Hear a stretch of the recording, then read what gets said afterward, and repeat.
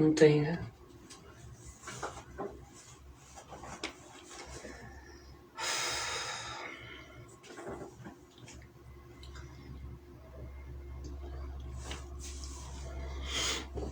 Paz, Márcio. Esperar o pessoal chegar, explicar o que aconteceu. Mas já vou adiantando, depois eu repito.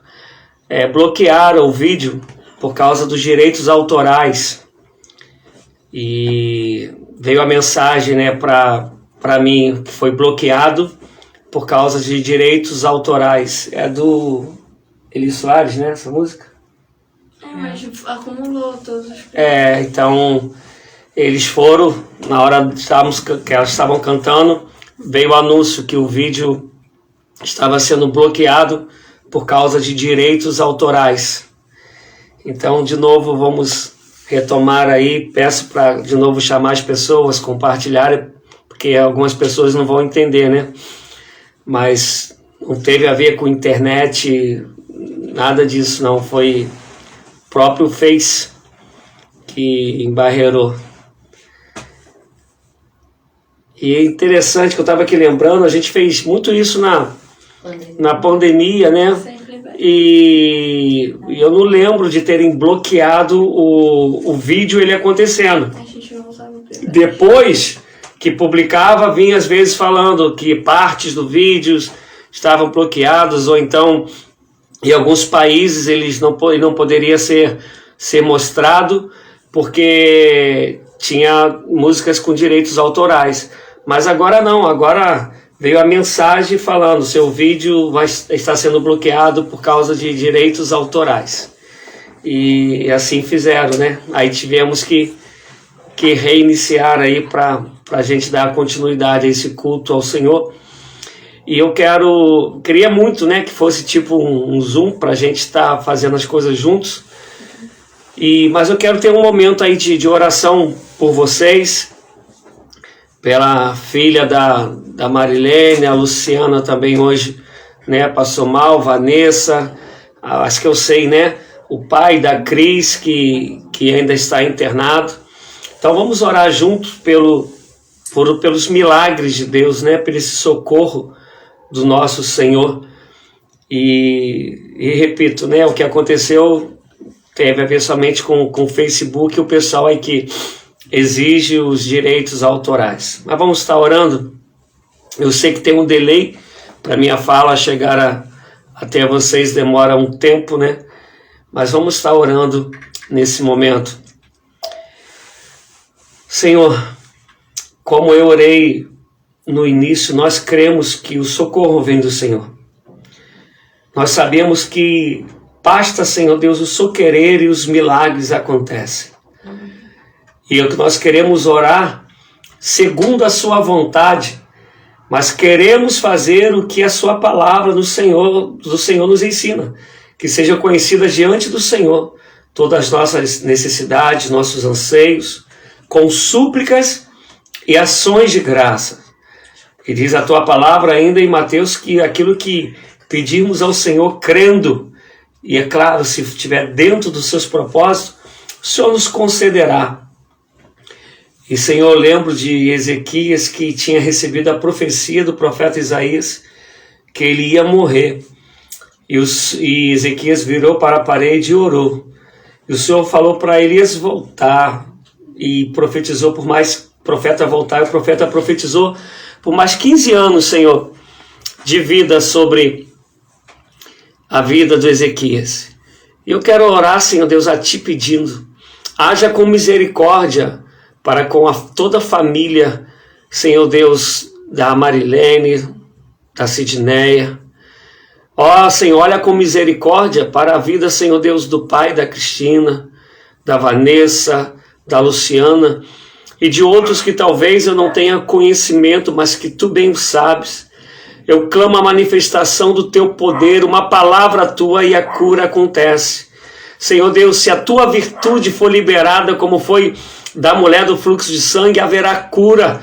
E nós queremos, Senhor Deus, tocar o Senhor através da oração, porque não podemos tocar fisicamente como aquela mulher fez, mas, Senhor Deus, através do sacrifício de Cristo Jesus na cruz, nós, Senhor Deus, temos acesso direto ao Senhor em Cristo, nosso Redentor, e suplicamos a Ti que haja cura, que haja consolo, que haja restauração da saúde, que haja um renovo emocional, físico e espiritual sobre cada membro, Senhor Deus, da Metodista de Parque Anchieta.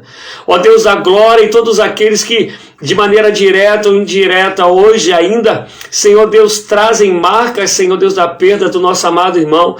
Que o Senhor leve a paz, que o Senhor leve o consolo, que o Senhor leve o sustento, que o Senhor libere poder do Teu Santo Espírito, para que vidas sejam renovadas, avivadas, para que a fé cresça e seja estabelecido o Teu reino no coração, na mente de cada um desse irmão e dessa irmã, de cada um amigo, de cada um familiar.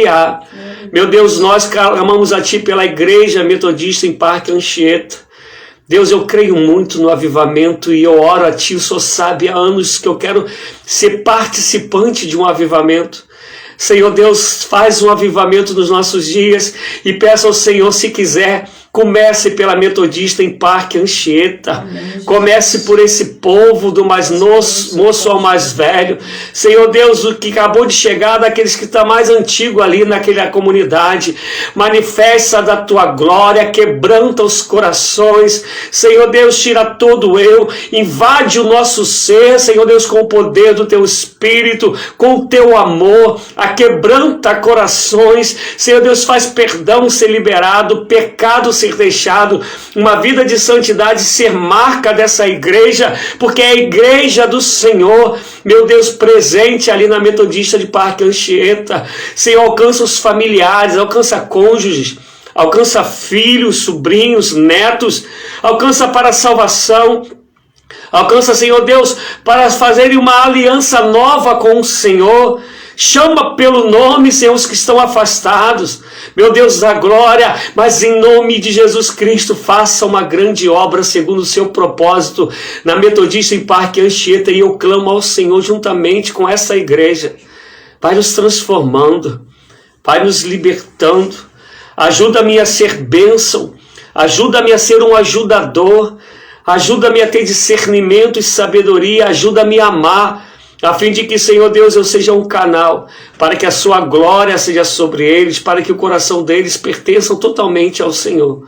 A começar por mim, ajuda-nos e perdoa os pecados, em nome de Jesus.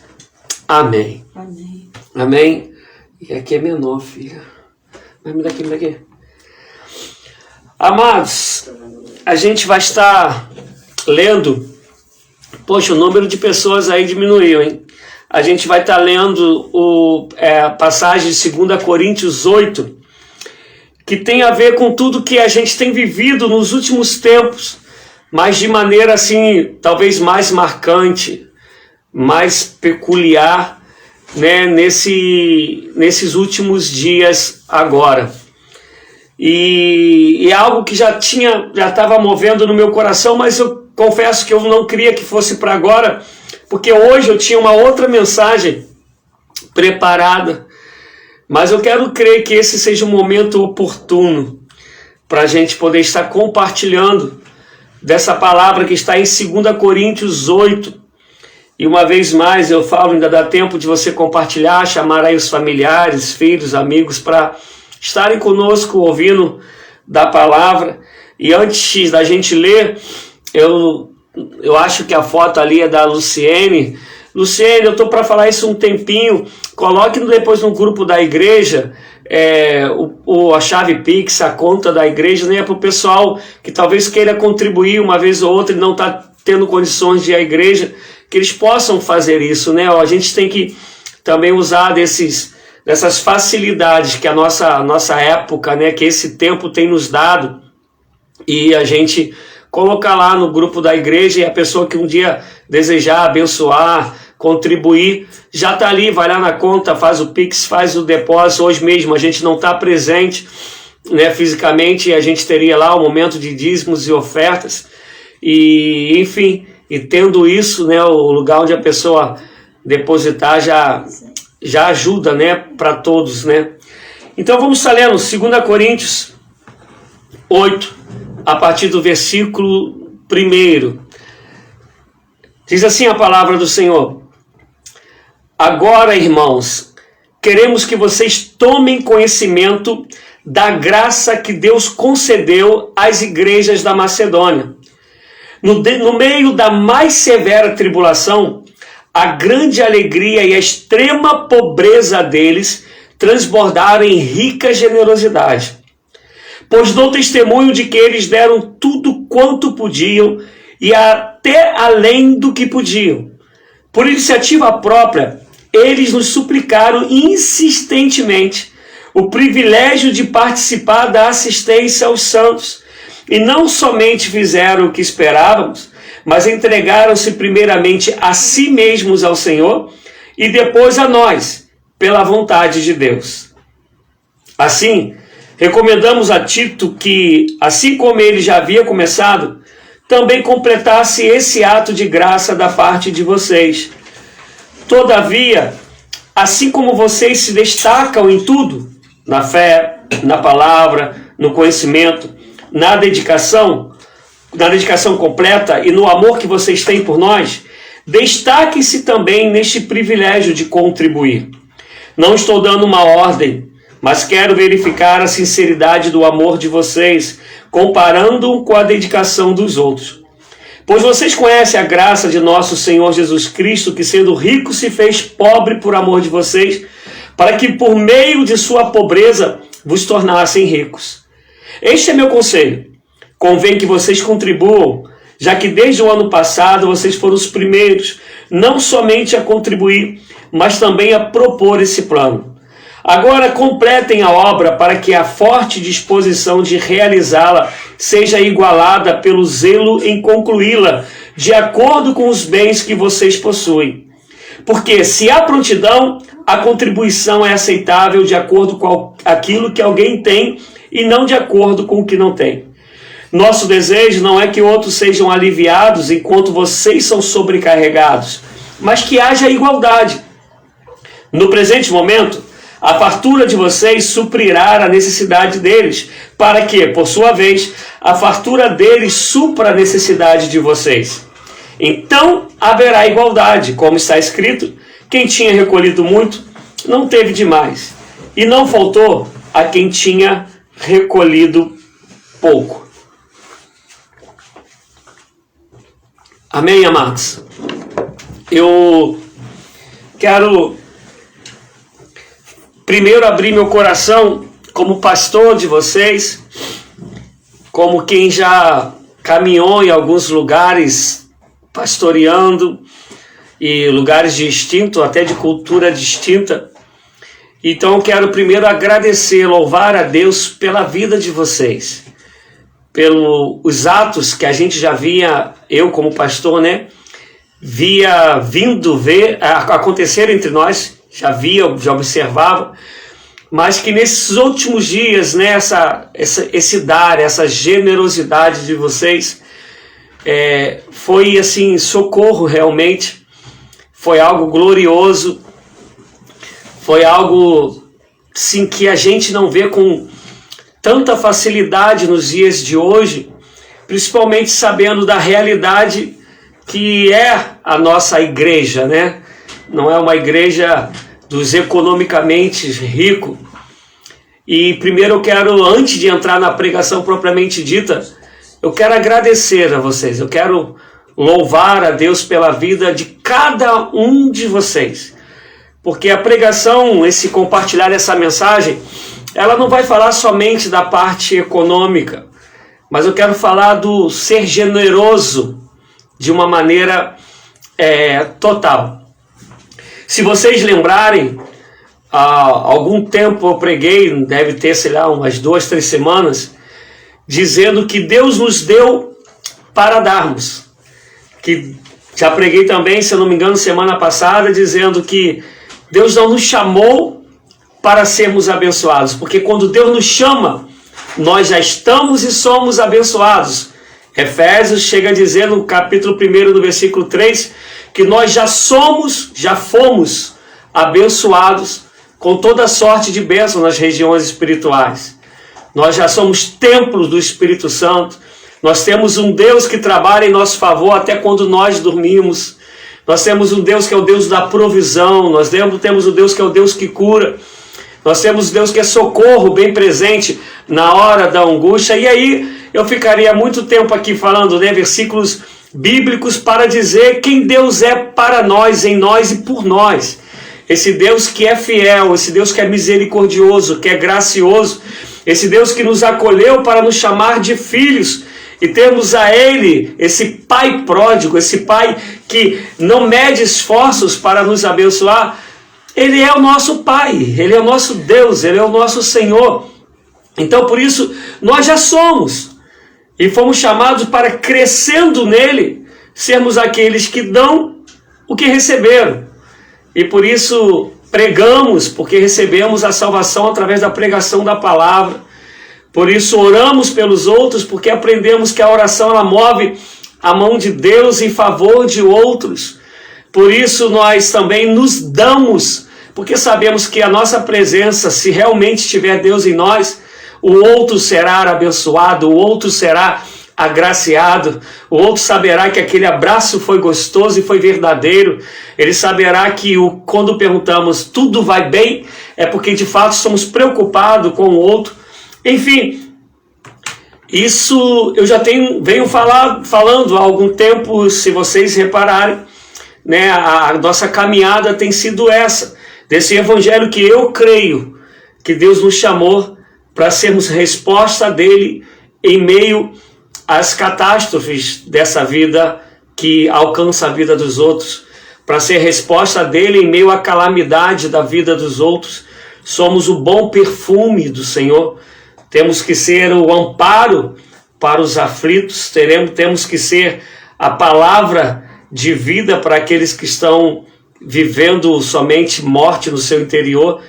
E por isso que Deus nos tem nessa terra, para que sejamos esses que fazem a diferença e sabem que não vivem mais para si, mas que vivem agora para Deus, e que aprenderam que viver para Deus é quando eu vivo para o meu próximo, porque assim disse João: se dizemos que amamos a Deus a quem não vemos, e não amamos o nosso irmão a quem nós vemos, então nós somos mentirosos. Então, de fato, Deus só se revela através de nós quando nós alcançamos os outros. Dito isso, eu quero trazer para esse texto, eu quero nos levar para esse texto que nós lemos. Esse texto que nós lemos, Paulo está falando para a igreja de Corintos, que é uma igreja economicamente abastada. Corintos era uma cidade muito bem desenvolvida, era uma metrópole das grandes. Mal comparando, seria um Rio de Janeiro, um São Paulo da época em poder aquisitivo. Era um lugar de grandes filósofos, era um lugar de grandes empresários. Então era uma igreja rica, e Paulo fala isso. Paulo está dizendo que essa igreja ela era rica, que essa igreja, quando a gente lê em 1 Coríntios, ela também era rica em dons, a ponto de Paulo dizer que não faltava a essa igreja dom algum, todos os dons eles tinham. E Paulo começa a falar na primeira carta aos Coríntios sobre a falta de unidade, né? A desunião que havia entre eles, e Paulo vai o tempo todo, de certa maneira, na nossa linguagem, né, batendo neles, a fim de que houvesse unidade entre eles, a fim de que o eu morresse, a fim de que a vaidade fosse deixada. E é isso que Paulo vai trabalhando na vida deles o tempo todo. Essa segunda carta, Paulo já ainda fala um pouco sobre a unidade, mas ele já tem outro aspecto. Mas quando chega aí nesse capítulo que nós lemos, que são 8 e 9, Paulo vai falar da dificuldade que a igreja de Corintos ela tinha em ser generosa. É um povo que tinha todos os recursos para socorrer muita gente. Paulo estava fazendo uma coleta para socorrer a igreja de Jerusalém. Ele estava vindo da sua, se eu não me engano, terceira viagem missionária, e ele queria passar por ali para levar coletas para socorrer a igreja de Jerusalém que estava passando necessidade. E nessa, graças a Deus, Marilene, ótima notícia. E nessa viagem, Paulo, ele quer a ajuda dos coríntios e eles não mexem a mão, eles não ajudam, eles não colaboram. E Paulo então vai falar sobre a Macedônia. E eu quero que vocês prestem atenção nisso, por favor. Paulo está falando que a igreja de Macedônia, ela vivia uma extrema pobreza. Não estava falando que eles eram pobres. Estava falando que eles eram extremamente pobres. E quando eles sabem que Paulo, essa igreja da Macedônia, sabe que Paulo está arrecadando fundos para socorrer Jerusalém, a fala deles é a seguinte: não nos deixe fora dessa graça. Preste atenção. Não nos deixe. Paulo está falando que eles imploraram incessantemente para participar dessa graça. Vocês conseguem entender isso? Então, uma igreja extremamente pobre, pedindo ao apóstolo Paulo, que está buscando fundos numa igreja extremamente rica, mas que não tem um coração generoso. Essa igreja da Macedônia está falando: Paulo, isso para nós é graça, e tu não podes nos privar desta graça de ser um participante, de sermos contribuintes para socorrer nossos irmãos que estão em necessidade de Jerusalém. Não faça isso conosco, Paulo. A gente quer ser instrumento de Deus nesta área. E aí vai Paulo, e se você ler de novo lá Coríntios, você vai ver que Paulo bate neles de novo, dizendo: olha só, essa igreja da sua extrema pobreza entende que é graça e pediu para fazer isso. Agora vocês têm condições e não fazem. E aí Paulo pega uma lista de coisas boas que a igreja de Coríntios tinha, né, na época. Mas aí depois ele vai falar assim: mas complete isso sendo também generosos. Complete, porque tem que ser perfeito, tem que ser um todo, é o que Paulo está dizendo para a igreja de Coríntios. Tem que ser um todo para que vocês sejam de fato aquilo que Deus espera que vocês sejam. E Paulo começa a falar para eles qual é o significado da generosidade. E ele chega a dar uma aula, né? Ele chega a dizer: olha, isso não é para quem tem muito se sentir sacrificado, sufocado, porque está ajudando a quem tem pouco. É para que haja igualdade, para que haja justiça, para que haja equidade. E outro mais, vai Paulo dizer: mas amanhã pode acontecer deles terem muito e vocês terem pouco, e eles contribuírem com vocês para que de novo haja igualdade. Isto é, igualdade no sentido de ninguém padecer necessidade. Igualdade no sentido de socorrer aquele que está numa situação talvez de miséria, talvez de escassez. Está Paulo dizendo que vocês fazem isso porque a vida dos irmãos é um ajudando o outro. E aí, se a gente continuasse lendo o texto, ele ia dizer que a maior alegria no dar do que no receber. Porque quem dá está socorrendo uma vida. Está socorrendo talvez numa situação gravíssima ou talvez não tão grave, mas é um socorro para quem recebe. Eu não sei se vocês já viveram, e eu vou contar aqui uma experiência minha, das minhas lutas. Eu e minha esposa ainda não tínhamos as crianças, ou se tínhamos Rebeca, era bebê, eu não lembro. E eu fui passar uma bermuda minha, que eu estava na minha segunda formação teológica, né? Eu estava lá fazendo o seminário da Batista, e eu peguei muito duro, eu peguei uma bermuda para passar. E aí, ó, o pessoal que não gosta de passar roupa, peguei uma bermuda para passar, para poder ir para o seminário. Não se espante não, tá? Eu ia para o seminário dia de calor de bermuda. E aí, quando eu peguei a bermuda para passar, eu tô sentindo um troço grosso, né, áspero, assim, fazendo um volume no bolso da bermuda. Quando eu puxei, amados, R$20. E isso eu estou falando de coisa de 19 a 20 anos atrás. Amados, foi um socorro para a gente, assim, incrível. Porque, segundo a sua necessidade, ou a necessidade do outro, 10, 20 reais faz uma diferença tremenda. Tremenda. Detesta passar roupa? Faz uma diferença tremenda. E Deus nos chama para sermos essa resposta como solução para a vida do outro. E como eu disse no começo, eu quero louvar a Deus uma vez mais pela vida de vocês, porque eu tenho visto isso ser uma realidade no povo de Deus que congrega na Igreja Metodista em Parque Anchieta. Mas mais do que isso, eu quero falar que a generosidade ela não está somente naquilo que a gente chama de parte econômica. Eu vejo pessoas aí de vocês com uma alegria em dar carona ao outro. E meu Deus, como eu já vi pessoas orarem e pedirem a Deus um carro, e quando o carro vem, não dá carona para ninguém. E quer ver uma coisa que me mata quando eu quero dar carona a alguém, e alguém fala assim, mas não é caminho do Senhor. Eu falei, pô, mas se fosse caminho não é carona. Carona é eu te pegar e te deixar em casa. E é esse meu desejo de querer te abençoar, de te levar em segurança. E eu tenho visto isso acontecer, graças a Deus, na Igreja Metodista e Parque Anchieta, através dos meus irmãos. Porque a gente acha que generosidade é só a parte econômica. É também o dar, é se dar por completo. A gente, enquanto cristãos que se acha ou se entende muito penteca, muito dos dons, a gente perdeu muito o sentido verdadeiro do Evangelho. E eu quero contar uma outra passagem que vocês conhecem para vocês entenderem isso. Lucas 15, a partir do versículo 11, vai contar a história que a gente tanto conhece, que Jesus vai falar sobre o amor ao próximo. E aí perguntam para ele, né, quem é o meu próximo? E ele vai contar a história do samaritano, que um certo homem foi golpeado, assaltado, roubado por ladrões, e esse homem ficou caído à beira da estrada. E aí vão passar dois homens da religiosidade.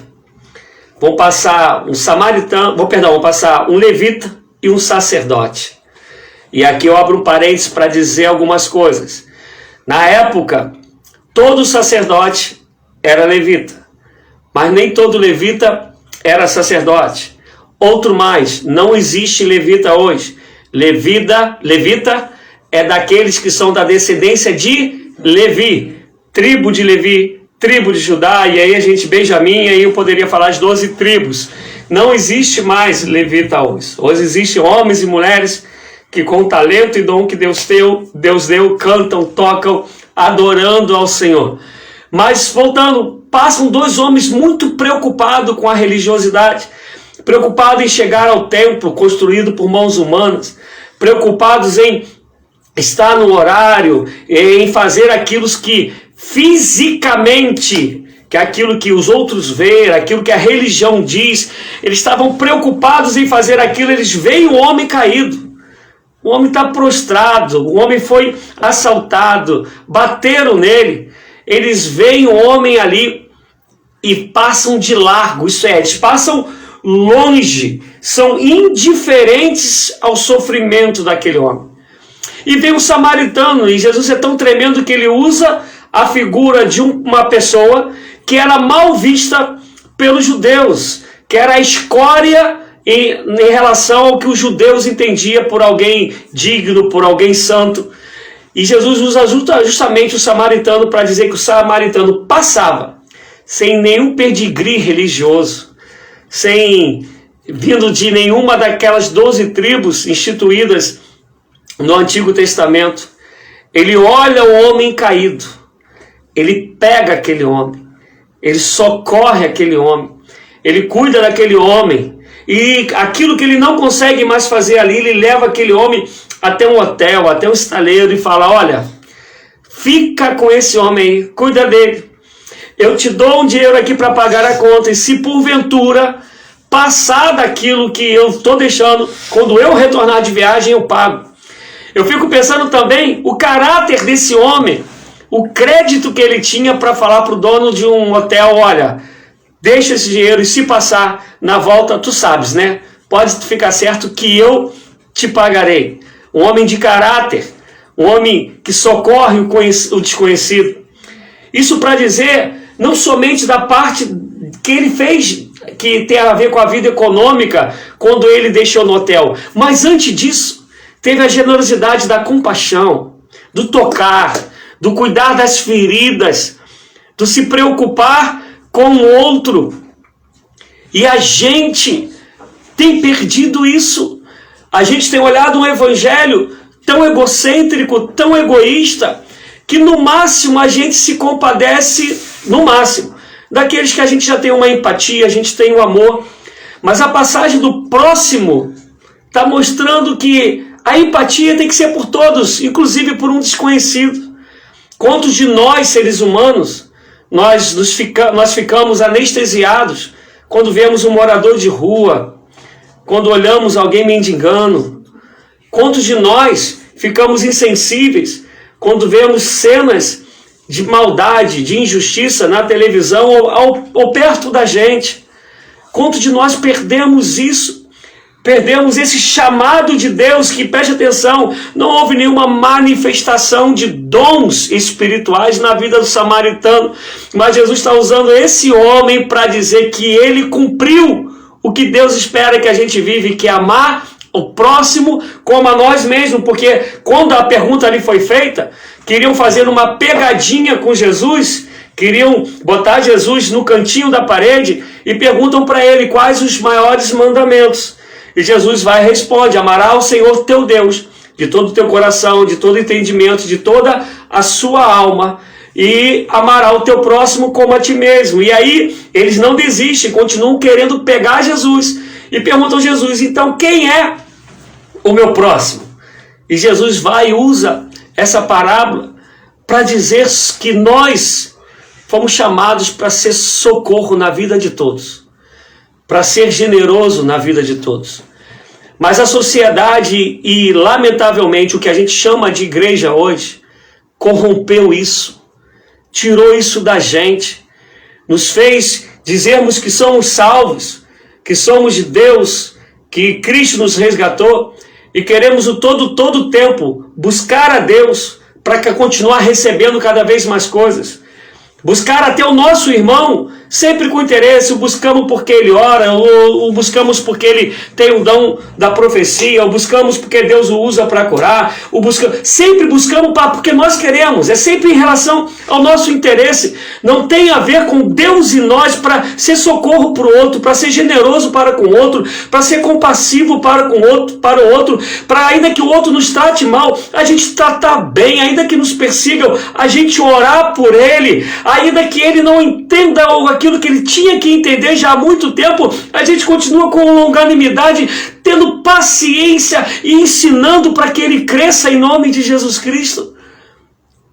E Paulo, voltando aos Coríntios, ele está dizendo: Coríntios é uma vergonha. Mas Paulo, ele é tão delicado com a igreja de Coríntios, ele tem tanto cuidado, que primeiro ele elogia dizendo: olha, vocês têm tudo, eu vejo isso, mas falta em vocês a generosidade. E se vocês lembrarem, os dons lá em 1 Coríntios era para eles, somente para eles, por isso que havia desunião, por isso que na hora dos cultos todo mundo queria falar em língua e ninguém era bênção para edificar a vida do outro, é cada um edificando a si mesmo. Cada um se ensoberbecendo pelos dons que Deus havia dado. E aí quando ele chega aqui, ele está falando: olha, falta vocês aprenderem a dar. Falta vocês entenderem que Deus chamou para que vocês sejam resposta para o necessitado, para que vocês sejam consolo para o aflito, para que você seja força para o abatido, para que você seja visão espiritual, física para aquele que está cego, para que haja justiça, para que haja equidade, para que aquele que colheu muito não tenha em fartura a ponto de não socorrer o outro, por isso que não vai sobejar, não vai estragar, porque ele vai socorrer o necessitado. E aquele que colheu pouco, não vai lhe faltar nada. Tem uma ilustração que eu quero compartilhar rapidinho com vocês. A ilustração, ela conta de que dois irmãos que moravam numa fazenda com o pai. Não fala da mãe essa ilustração, do pai, só com o pai. E um certo dia, o pai morre. E com a morte do pai, o irmão mais novo fica morando onde morava o pai, na casa do pai. E o irmão mais velho, que era casado, o mais novo era solteiro, não tinha filhos, o mais velho casado, com esposa e filhos, morava numa casa ao lado. E os dois começaram a plantar junto. E a plantação foi dando assim em abundância, assim, coisa pra caramba beça. Então o que eles fizeram? Cada um fez o seu celeiro. E aí era o celeiro do irmão mais novo e o celeiro do irmão mais velho. O mais novo solteiro, o mais velho casado e com esposa e filhos. E um dia, o mais novo deitado falou, poxa, não é bom isso que eu faço. Porque eu não tenho família. Meu irmão tem esposa e filhos. E ele tem que ter mais do que eu tenho. E aí, na calada da noite, na madrugada, sem falar com o irmão, ele foi no seu próprio celeiro, pegou uma saca e colocou lá no celeiro do irmão. O irmão casado e com filhos, por sua vez, irmão mais velho, falou o seguinte, poxa, eu tenho filhos, daqui a pouco meus filhos vão crescer, eles vão me ajudar na plantação. O meu irmão não tem filho, ele não tem quem o ajude, eu não sei se ele vai casar. Então meu irmão, ele tem que ter mais do que eu. E ele levanta na madrugada, pega uma saca e coloca no celeiro do irmão. E isso aconteceu durante um bom tempo, sem um saber o que o outro fazia. E aí entrou o horário de verão. Entrou o horário de verão, esse que a gente não tem mais. Entrou o horário de verão e os irmãos, um deles se perdeu no relógio biológico. E em um determinado momento, os dois se encontraram, cada um levando uma saca para o celeiro do outro. E os dois então se abraçaram, choraram, derrubaram os dois celeiros e fizeram um celeiro só para todo mundo. Essa generosidade, essa inclinação de se preocupar com a necessidade do outro, quer seja afetiva, emocional, quer seja de origem psíquica, quer seja de origem econômica, quer seja de abraço, um sorriso, um perdão, uma palavra que edifica, uma palavra que consola, um olhar que busca ver uma maneira de ajudar o outro. Essa é a marca da Igreja de Cristo. Essa é a marca do cristão. E eu termino com Atos 2, que todo mundo conhece. Que eles não diziam que nada que possuíam eram deles mesmos. Antes, vendiam e repartiam tudo. E eu já expliquei na igreja, numa das pregações, por que isso não foi avante, né? Porque nem todos administram bem. Então não adianta você ficar dando muito para quem não sabe administrar. Mas o resultado não é o que eu quero falar aqui. Eu quero falar desse coração dadivoso, esse coração que se alegra em dar. Eu quero muito que a gente passe a ter o hábito de levar um alimento não perecível para a igreja, para a gente ter cesta básica para socorrer as pessoas, que na hora que você fizer a sua compra, quiçá tu compres um arroz, um feijão, um leite, um óleo, pensando, eu vou ser bênção para não sei quem, mas na hora que ele precisar ou ela precisar, já tem esse socorro aqui. Quem sabe, né? Deus vai nos dar oportunidades maiores de sermos bênçãos nesse sentido, porque esse é o único sentido de ser bênção. É ser socorro para aqueles que precisam. Repito, em qualquer área que seja, não somente a econômica, mas em todas elas.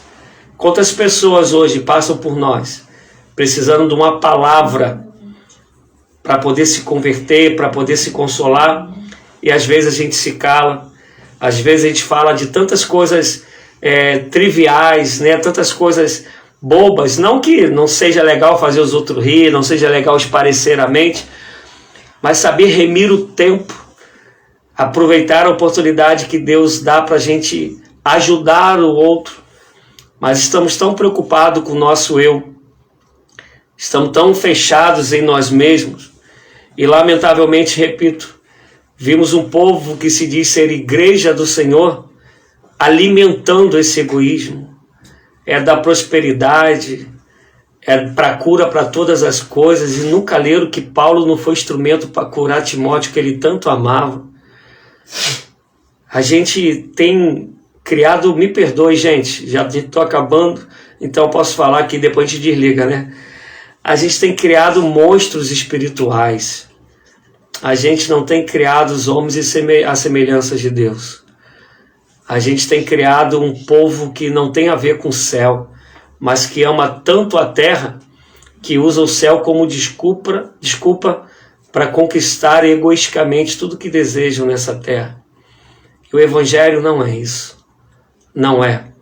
Por isso que quando vai falar do versículo mais lido do mundo, Deus amou o mundo de tal maneira que deu,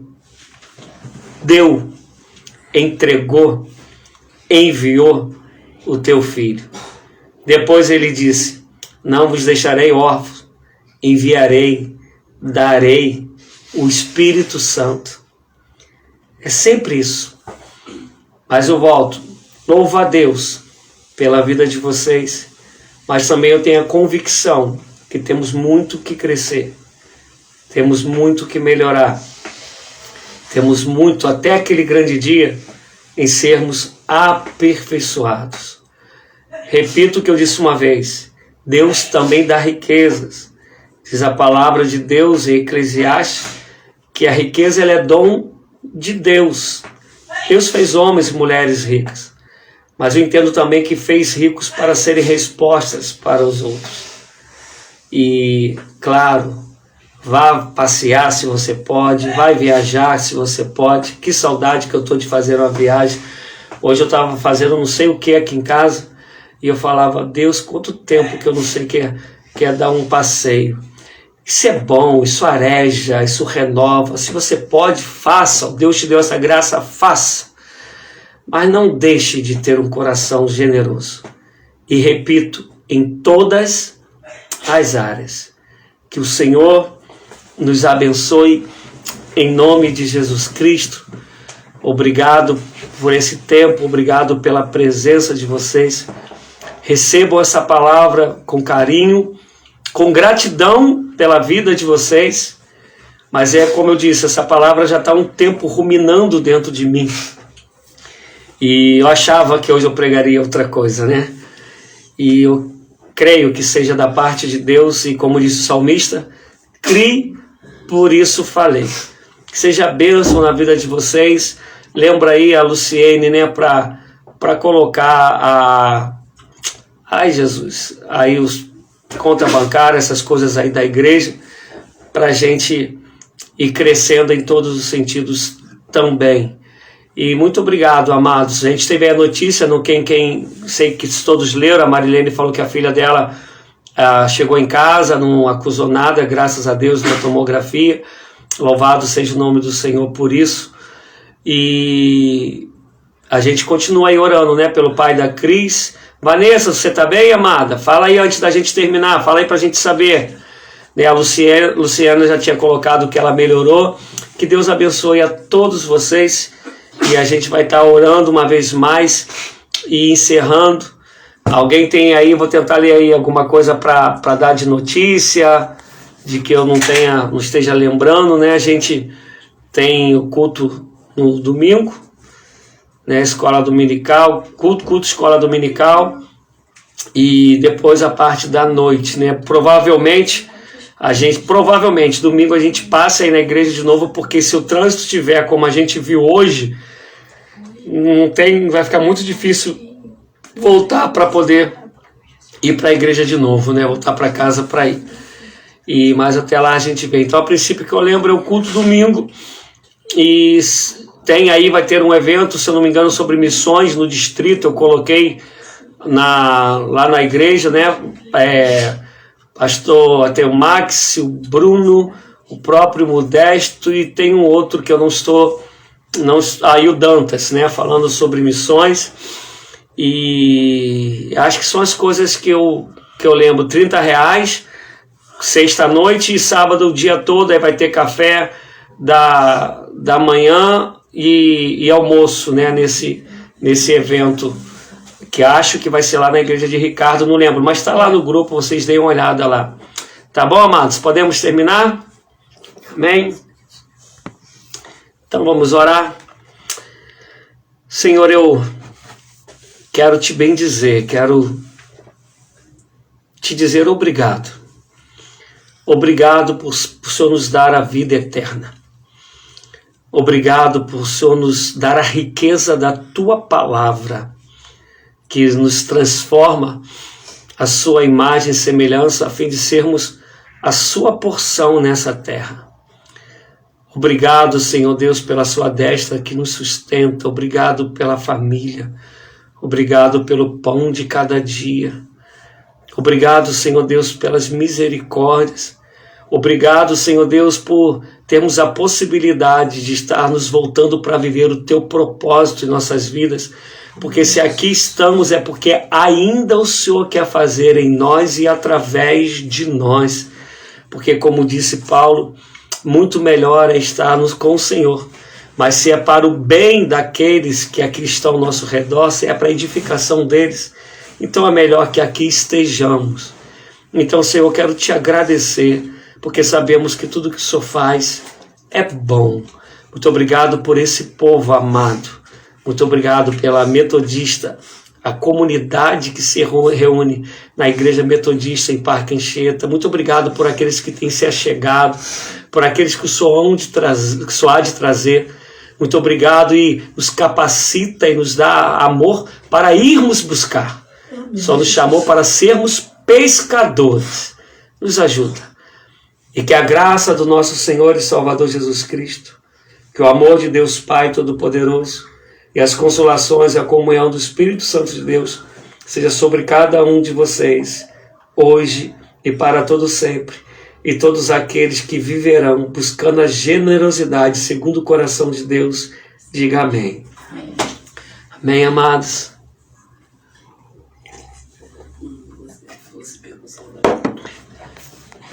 Estou esperando pelo delay, mas já deve ter chegado aí. Um beijo a todos. Fiquem na paz.